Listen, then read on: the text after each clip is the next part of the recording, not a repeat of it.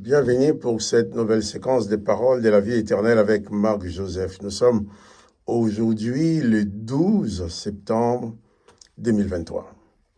12 septembre 2023, encore un jour de grâce à vivre dans la présence de Jésus-Christ. J'ai dit oui, c'est un jour de grâce parce que Jésus-Christ nous a promis d'être avec nous tous les jours jusqu'à la fin du monde.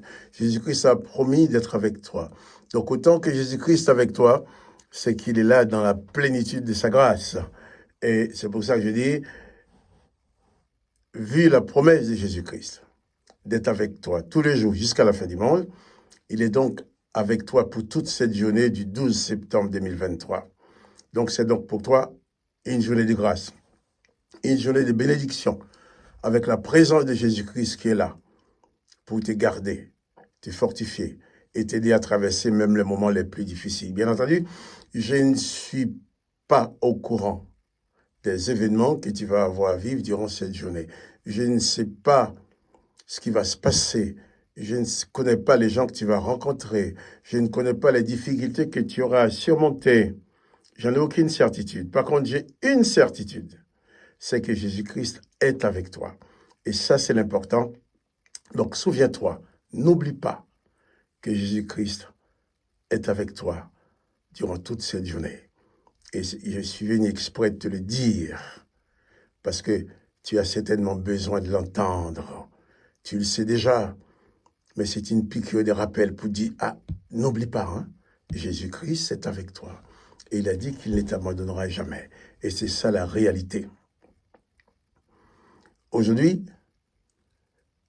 je vais continuer avec toi la lecture de l'Évangile, des paroles de Jésus-Christ, la lecture de l'histoire, de la vie de Jésus-Christ. C'est Jésus-Christ, c'est Sauveur, qui est venu dans le monde pour sauver l'humanité, pour te sauver toi particulièrement. Et j'ai bien ajouté que même si tu étais seul dans ce monde, Jésus-Christ serait quand même venu vers toi tout seul pour te sauver.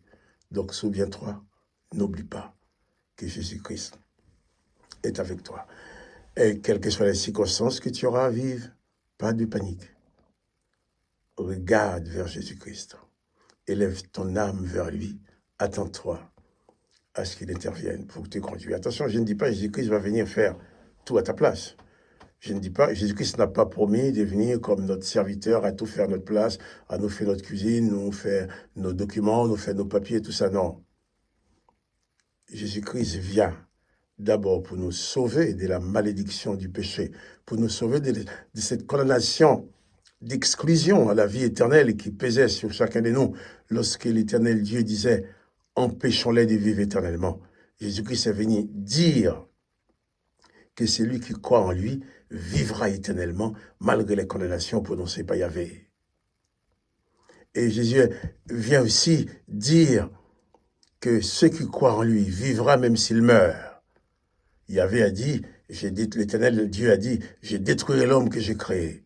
Mais Jésus-Christ vient au nom de son Père pour dire, celui qui croit en lui, même quand l'éternel Dieu l'extermine, il vivra encore. Jésus dit même dans Jean chapitre 6, Jésus dit ceci, la volonté de mon Père, c'est que quiconque voit le Fils et croit en lui, vive éternellement. Et Jésus ajoute, je les ressusciterai. Et ça, c'est important. Donc, quels que soient les événements qui vont se présenter devant toi, pas de panique. Confie-toi en Jésus-Christ, fais tout ce que tu peux. Tu ne restes pas les bras ballants attendant que ça arrive tout seul. Fais tout ce que tu peux. Et là où tu ne peux plus, eh bien, tu passes la main à Jésus-Christ. Remets la situation entre les mains de Jésus-Christ, qui dans sa fidélité t'accompagne toujours. Et il est et il sera toujours pour toi la solution à toutes sortes de problèmes qu'on qualifierait d'insolubles. Je vais lire ce texte dans Marc chapitre 14, verset 18. Même verset 47. Ils sont venus pour arrêter Jésus. Un de ceux qui étaient là, une fois que Judas l'a embrassé, Et les gens ont vu que c'était lui. Il dit, ils sont venus pour se saisir de Jésus. Un de ceux qui étaient là, tirant l'épée, frappa le serviteur du souverain sacrificateur et lui emporta l'oreille. Jésus, prenant la parole, leur dit, « Vous êtes venus comme après un brigand, avec des épées et des bâtons, pour vous emparer de moi. J'étais tous les jours parmi vous, enseignant dans les temples, et vous ne m'avez pas saisi. » Alors, tous l'abandonnèrent et prirent la fuite. Un jeune homme le suivait, n'ayant sur le corps qu'un drap. On s'est saisi de lui, mais il lâcha son vêtement et se sauva tout nu. Voilà. Les textes nous disent que ces gens-là envoyaient les soldats, envoyés par les souverains sacrificateurs, les scribes et les chefs des Juifs, accompagnés des Judas qui étaient venus pour leur montrer, comme pour leur montrer Jésus, pour trahir Jésus. Et les gens sont venus avec lui pour se saisir de Jésus. Et les textes nous disent, Jésus va leur parler. Jésus ne va pas les agresser. Jésus ne va rien faire pour se défendre. Quoique un de ceux qui étaient là, je pense, il y a d'autres textes qui disent que c'était Pierre qui sort son épée et qui coupe l'oreille du serviteur du souverain sacrificateur, et que Jésus a dit, réparer cette oreille, remettre cette oreille en place. Lorsque nous faisons les choses qui ne sont pas de la volonté de Jésus, souvent nous augmentons son travail. Nous lui donnons plus de travail à faire que de l'aide. Or, si nous demeurons dans sa volonté, si Pierre, avec son épée, s'était borné à observer juste les enseignements de Jésus, il n'aurait pas coupé l'oreille du serviteur du souverain sacrificateur. Et Jésus n'aurait pas non plus à le réparer. Jésus va seulement leur parler en disant, j'étais tous les jours parmi vous, enseignant les temples, et vous ne m'avez pas saisi. Jésus l'a dit, vous êtes venus comme après un brigand, avec des épées et des bâtons, pour vous emparer de moi. Il savait bien que Jésus n'était pas un brigand. Il savait bien que Jésus n'allait pas se bagarrer avec eux. Et ils sont venus bien armés pour se saisir de lui. Alors, ils ont pris Jésus. Au verset 50, Marc 14, verset 50, il dit, « Alors tous l'abandonnèrent et prirent la fuite. » Ses disciples l'abandonnaient et prirent la fuite. Et il y a juste un jeune homme qui a essayé de le suivre. Avec juste un drap sur le corps, on s'est saisi de lui, mais il lâcha son vêtement, il lâcha son drap et se sauva tout nu. Voilà. Les gens vont venir vers toi.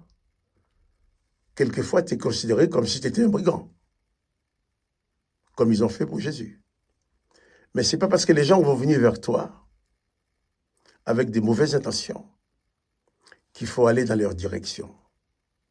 C'est parce que les gens vont venir te menacer que tu dois devenir toi aussi menaçant. C'est parce que les gens vont venir t'insulter que tu dois devenir toi-même aussi insultant. C'est parce que les gens vont venir bien armés qu'il va falloir aussi que toi, tu prennes les armes. Jésus n'a jamais demandé à personne de prendre les armes pour tuer un autre. Même celui qui a coupé l'oreille du serviteur du sacrificateur. Jésus n'avait pas demandé ça. La preuve, Jésus a dû réparer cette oreille, remettre cette oreille en place. Et je crois que c'est cette oreille que Jésus a mis en place, c'était certainement le dernier miracle qu'il a fait au moment où on l'arrêtait.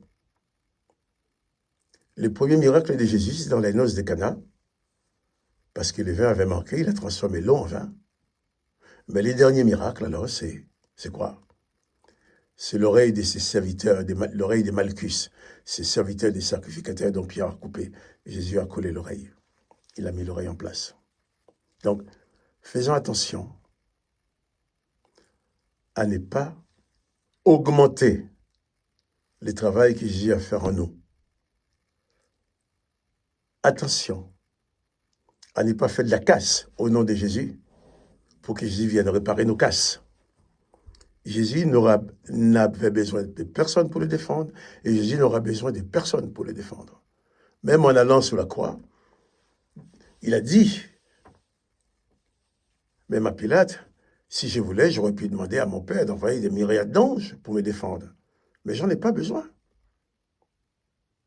Jésus n'a pas besoin de toi pour le défendre. Si quelqu'un te dit qu'il va te frapper parce que tu as parlé mal de Jésus, cette personne ne connaît pas Jésus. Si quelqu'un te dit qu'il va te punir, qu'il va te faire du mal parce que tu as parlé mal de Jésus, cette personne-là n'a jamais connu Jésus. Le Père est capable de se défendre lui-même s'il a besoin d'être défendu. Jésus-Christ n'a pas besoin des guerriers. Jésus-Christ a laissé derrière lui des disciples à qui il a dit « Je vous donne la paix, je vous laisse ma paix ». Des disciples qu'il a dit qu'il faut pardonner, qu'il faut guérir, qu'il faut sauver les autres. Des disciples à qui il a dit « Si même on vous gifle du côté gauche, accepte d'être giflé du côté droit ». Des disciples à qui Jésus-Christ a dit « Aimez vos ennemis, faites du bien à ceux qui vous font du mal ». Donc, personne ne peut en aucun cas faire du mal à un autre dans le nom de Jésus. Si quelqu'un te fait du mal, tu veux faire du mal à quelqu'un, tu veux punir quelqu'un, tu le fais toi-même. Mais ne dis pas que c'est au nom de Jésus. Jésus-Christ, c'est la plénitude, la manifestation de la grâce du Père. Que le nom de Jésus-Christ soit béni. Que toi aussi, tu sois béni. Mais souviens-toi, n'oublie pas que Jésus-Christ est avec toi tous les jours, jusqu'à la fin du monde. C'est une réalité, il l'a dit. Je suis avec toi tous les jours, jusqu'à la fin du monde, donc pas de panique.